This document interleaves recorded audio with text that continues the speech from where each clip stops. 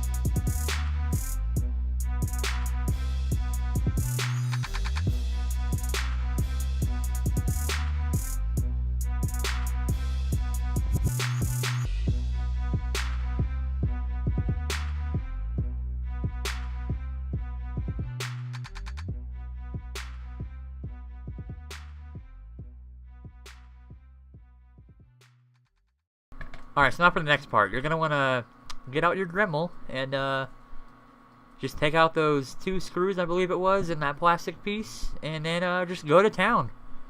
Just Dremel it, you know, what you can, and just start getting pliers and yanking it out. I mean, there's no real way to screw it up. I mean, I guess you could take out the borders and accident, but even that I don't think would be the end of the world as long as you got the screw holes. But I'd like to say I did a decent job considering Dodge made me do that.